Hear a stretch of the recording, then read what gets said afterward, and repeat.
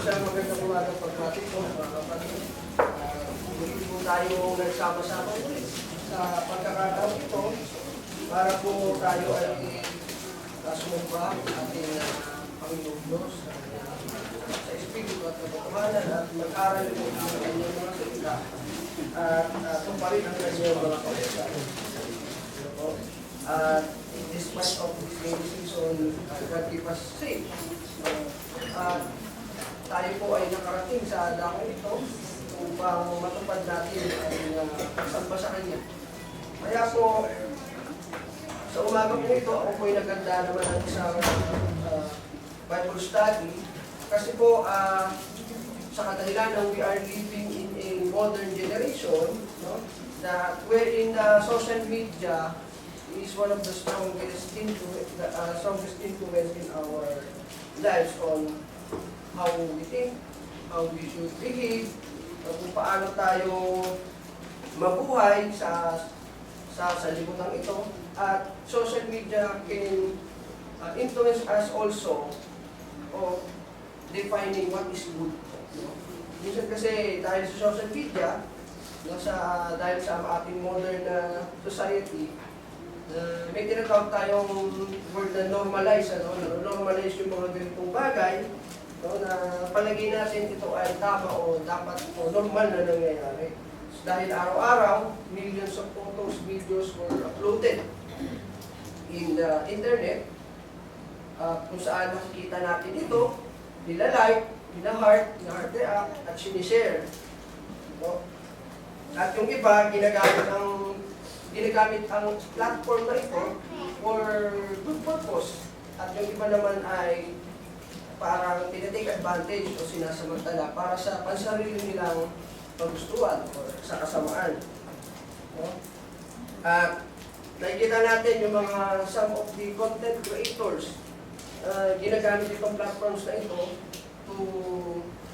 to show their every time they're doing good, no? Recording themselves helping poor, no? Pinapakita nila just for the content, just for the views, and their income.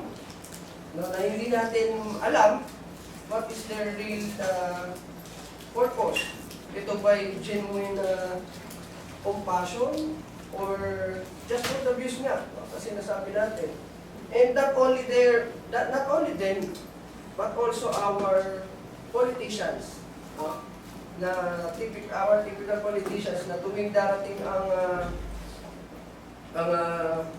election campaign, no? Biglang nakikita na natin sila. No? Dinidisplay nila yung kanilang mabubuting activities, no? Just to build up their reputation, to win the people's approval, no? Para iboto sila sa darating na election. So this public display ng kanilang kindness or good works ay ano ang sinasabi ng kasulatan or ng pag-una ng ating Panginoong Kristo tungkol dito. So itong pag-aaral ito ay isang paalala sa atin. Pag-una sa mga gawain ng sanlibutan ng ibang mga tao sa ating kapaligiran. No, imbis na tanungin natin kung ito bang ginagawa ko ay this is God or maganda ba yung ginagawa ko sa paningin ng mga tao? Pumupogi ba ako sa paningin ng tao? So yun yung ating pag-uusapan ngayong umaga. Na ating tatalakayin yung nasa Book of Matthew. At ito po ipinamagatan ko pong a heart that seeks God, not human praise. Yan po kasi yung normal na nangyayari, no? Na ang mga tao mas pinapahalaga nila yung recognition ng tao, yung papuri ng tao kaysa yung kalooban ng Diyos. Ayan po ay ating babasahin sa Matthew chapter 6, verse 1 to 18. So sa pagsisimula po ng ating talakayan, binabanggit po dito yung or pinupuna ng ating Panginoong Jesus yung false righteousness, yung maling katuwiran, maling interpretasyon ng katuwiran at ng kautusan ng Diyos ng mga scribes and Pharisees. So bakit natin nasabing scribes and Pharisees ang pinatutungkulan? So by its context, let's check the Matthew chapter 5 before the chapter 6, no? Na kung bakit pinatutungkulan, kung sila nga ang pinatutungkulan ng Diyos tungkol sa bagay na ito ng maling katuwiran. Sabi dito sa verse 20 sa Tagalog, sapagkat sinasabi ko sa inyo na kung hindi hihigit ang inyong katuwiran sa katuwiran ng mga eskriba at mga Pariseo, sa anumang paraan ay hindi kayo magsisipasok sa kaharian ng langit. So binabanggit niya dito yung katuwiran ng mga eskriba at Pariseo, kung hindi man ihigit ang inyong katuwiran sa kanila, sabi, sa anumang paraan, hindi kayo makakapasok o magsisipasok sa kaharian ng langit. Dito niya sinimulang ikumpara, no, yung maling katuwiran ng mga ito at yung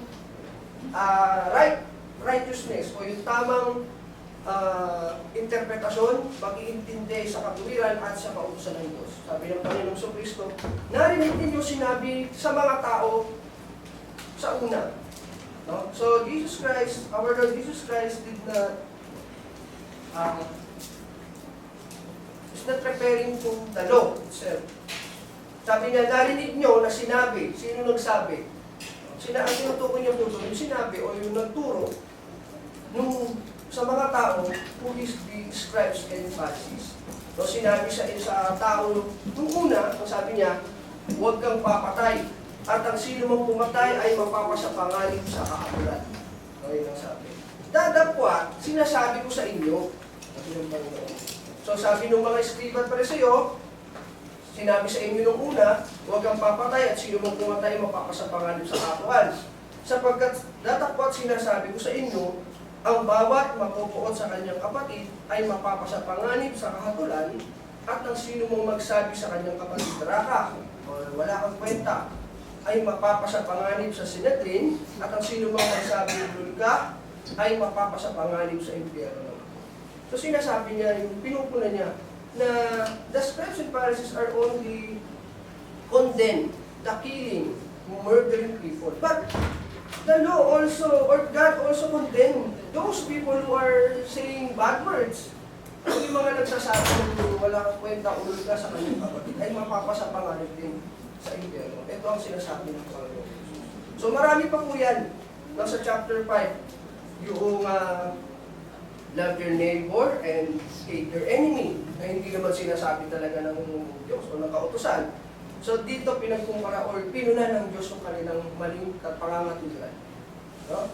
Kaya balik po tayo doon sa chapter 6, no? Para patunayan yung maling katwiran o yung false righteousness.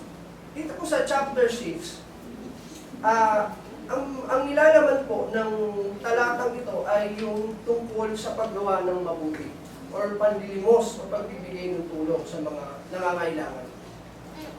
Number 2, yung tungkol sa pananalangin. And number 3, yung tungkol sa fasting, pag-aayuno. No? Simulan po natin sa verse 1, chapter 6, verse 1 ng Mateo. Sabi po ng Panginoong Hesus, mangag-ingat kayo na huwag magsigawa ng katuwiran sa harap ng mga tao. Pero may kasunod pa yan, hindi sinasabi ng Panginoon na huwag kayong gagawa ng mabuti, ng katuwiran sa harap ng tao. Sabi dito, bakit? Bakit huwag magsigawa ng katuwiran sa harap ng mga tao? Sabi dito, upang kanilang makita.